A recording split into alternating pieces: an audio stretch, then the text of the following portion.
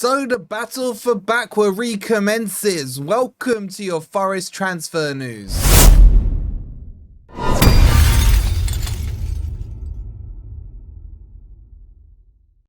Hi guys, hope you're doing well and welcome to your latest Forest transfer news and a little bit of Forest news as well. Coming up, I'm going to talk you through the latest developments with Bakwa. We're going to have a look at a goalkeeper that we're linked with. I'm telling you, man, Forest are listening to me. We'll talk about Crystal Palace getting themselves in more trouble, as well as a little bit of a Nuno update. Spoiler alert. No one knows nothing yet, so I'll tell you where things are on that. So if you are enjoying the content, please don't forget to hit the like button. Make sure you're subscribed if you're new. We're getting so close to 30k. Thank you all for your support. And if you do want to support us, you can grab me a coffee by scanning that QR code or clicking on the link. All right, let's jump into the news. Let's talk about Bakwa, one that I am extremely interested in. Now, I said to you guys, Forest had done a couple of bids on him. If I cast your mind back to a week or two ago, I think it was. The agreements with the player have been agreed, personal terms all sorted out. It was getting the fee correct with Strasbourg. Now, since Forest then went and got McAtee, Hutchinson, Douglas Luiz, etc., I told you guys that Forest wanted to get those transfers over the line, reassess where the current squad situation is, and then potentially look at going back in for Bakwa. Now, this has been semi-accelerated, but the timeframes of it meet quite nicely because now we've got Douglas Luiz and the other main targets that Forest were after. They are now looking at that shopping list. And the reason it's being accelerated is because Leeds United are showing a very strong interest in the pacey, techie winger. I really want him. I really do. So I'm just going to run you through this quick article. It gives an easy update on it. It says, Forest fighting to close the gap on Leeds United for signing. Developments expected in coming hours. On the edge of the seat stuff. Leeds United have joined the battle with Forest to sign Strasbourg's Bakwa this summer on August the 7th. The report was the League One club had rejected an offer from Forest for 24 million euros plus 4. A week later, the same report said the Reds made another bid for 31 million euros, including bonuses. Strasbourg again rejected as they want 35 million in fixed fee for the forward. On Saturday, Sacha reported Leeds are now leading the race after showing a willingness to pay the 35 million euros for Bakwa. He said it on X, formerly known as Twitter, to report the latest. And it says now Nottingham Forest haven't given up and are said to be close to securing the 22-year-old service. Leeds have already made advances with the French club to acquire the player's signature. The journalist reports Forest are fighting to close the gap. On Daniel Farke's side, he says things will change in the upcoming hours without specifying whether this will be in favour of Forest or Leeds. Right, so I'll say this with all due respect to Leeds. If Forest go in for Bakwa and Leeds go in for Bakwa, he's only going to choose Forest. Food chain, everything. I'm pretty sure even Joe would agree with me on that one, right? So it's now up to Forest whether or not they feel they need another winger. I think we do. I think with the Premier League, with Europa, with the cups and everything, we need him. Yes, I know we got Hutchinson through the door. I know we got McAtee, Dan Ndoye, Callum Hudson-Odoi. That's 4. Okay, not bad. And you got technically Gibbs White can play out on the wing if we need him to. Elliot Anderson can play on the left. But what we haven't got is the profile of this player, in my opinion. He can pick the ball up. He can dribble it, close control dribble at the defense. He can do a skill, a trick, and take him on. And this is what we're missing for me. A ball driving, dribbly winger who can do that. That pushes defensive lines back. He scares the crap out of them. Forest play higher up the pitch. Everything is dandy. We win the league. All right, I'm not going that far. But it is now up to Forest. Now, an update is expected around this probably today. As soon as we hear about it, I will let you guys know. But it is up to Forest. Do they want to put the money up? And are Leeds actually that seriously in for him? We've seen a lot of smoke screens this transfer window where, so-and-so player is linked with X club and then Y club come in, used as a smoke screen to jolt into life the club that they actually want to go to. So would you take Bakwa or not? Do you think he's worth 35 million euros? I say hell yes. Hell yes. But let me know in the comments. Right, let's move on to the next story, which is, let's go with Nuno. Now, Nuno's been doing a lot of talking in the last 24 hours. And I think he's been contradicting himself a lot, if I'm honest with you. Sometimes he's saying, and we spoke about this on Grumpy Old Reds, I'll leave it on the end screen, check it out. Sometimes he's saying, oh, there's no smoke without fire. And then he's saying, why is everyone listening to rumors? And then he's saying, we need to sit down and have a meeting. Yes, things can get resolved. I will never leave. I will never quit, blah, blah, blah. There's a lot of mixed signals coming from Nuno.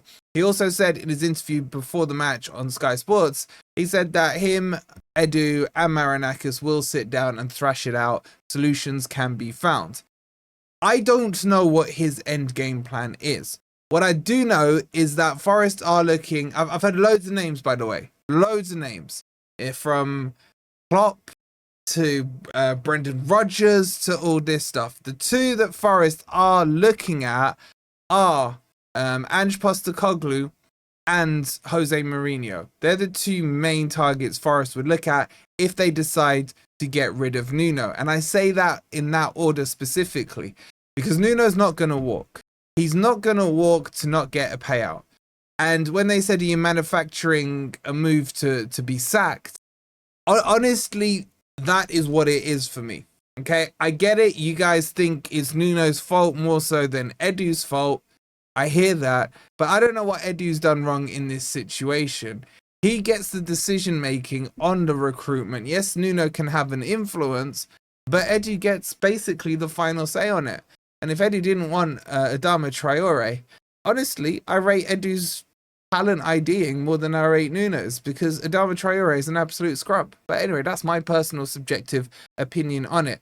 There's not a real update on it, but what I wanted to do is quash all these other names that you guys are hearing. The main two are Ange and Jose Mourinho. Now, could there be a world where Forest sack Nuno and then Ange doesn't join or Jose doesn't join and they look at someone else like a Klopp or something? Maybe, who knows? But right now, things are at rumour stages and everything like that. What I will say categorically is that the rumours that came out before his presser to say that Forest wanted to sack Nuno were not from Forest. There was no desire to do it, okay?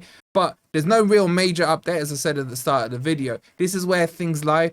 Just be careful with what you're reading and what you're believing when it comes to this Nuno stuff, right?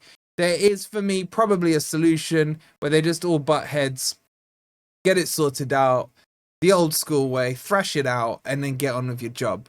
And Nuno needs to do what it says on his title. Coach the players, okay? So that's the update on that one. Now, an interesting update is this from Crystal Palace. Now, they put up this tifo about Marinakis with a gun pointing at Gibbs White's head. They said all kinds of crap in those speech bubbles as well.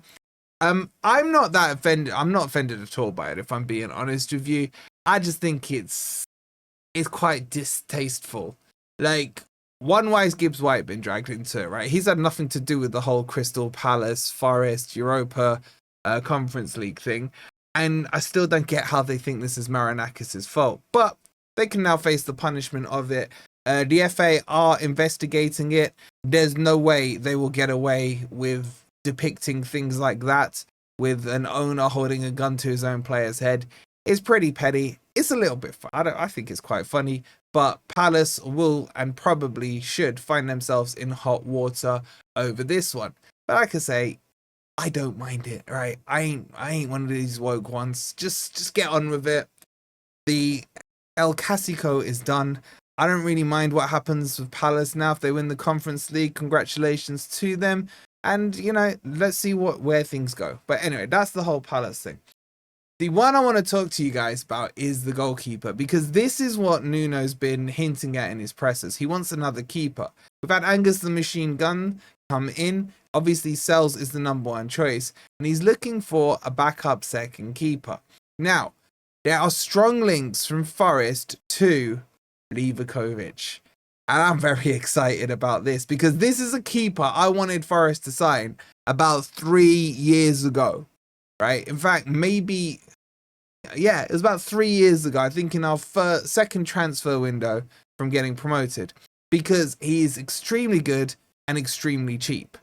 and he could be on the move again. And this article is coming from The Guardian. So let me just bring this one up for you quickly. So it says Forest in talks to sign Livakovic from Fenerbahce. Nuno wants competition for Matt Sells. Keeper open to Premier League move. Fenerbahce are in talks with Forest over a deal to sell Dominik Livakovic to the Premier League club. Nuno is insistent Forest need to sign a new keeper before the end of the window to challenge first choice Matt Sells, and the arrival of the Croatian would appease the head coach. Angus Gunn joined on a free transfer, blah blah blah. We know all that bit. Nuno's openly criticised the club. We've spoken about that. Livakovic is an experienced goalkeeper who's had 66 appearances for Croatia and has spent the last 2 years in the Turkish Super League with Fenerbahce, where he was their number one choice until the start of the campaign and will be allowed to leave Istanbul if the right amount comes in. The 30-year-old is yet to start a game this season, as Jose Mourinho has preferred Ifran Can Igbrayata at the Champions League qualification and domestic matches. Previous Premier League interest in Livakovic has come from Tottenham and United, and the Croatian is eager to test himself in England. He was carefully monitored during the 22 World Cup, where he helped Croatia finish third in the tournament, including blah blah blah blah. If Forest were able to complete a deal for Livakovic, it would become the club's 9th signing of the window. Forest have already spent 140 million to acquire, etc., etc. So we know those players coming in, right? So I'm extremely excited about Livakovic. Now, do I think he's better than Sells? No, right? But this is good competition for Sells. I agree with Nuno's assessment on this. If for any reason, God forbid, Sells got injured, chucking Livakovic in is not a problem for me. Now, have I watched him as recently or kept an eye on him in the Turkish league as much as before? No, but keeper is quality. And I think as a second choice, he's better than a number 2 goalkeeper. So I'm more than happy with this one. How much would this cost Forest? Not much. We're probably looking at a few million. So it's not going to be an expensive deal at all. But I will let you know as this one develops. But it's in The Guardian. It's a very good source, very good link. Let's see how this develops. And Forest still need some fullbacks. All right. That's everything I need to tell you guys about. There will be a further update probably later on if anything breaks on Nuno or transfers. So have your notifications on. Make sure you've hit the like button. Make sure you're subscribed. Go check out Grumpy Old Reds if you've not seen it already. I'll leave it on the end screen. Come on, you Reds.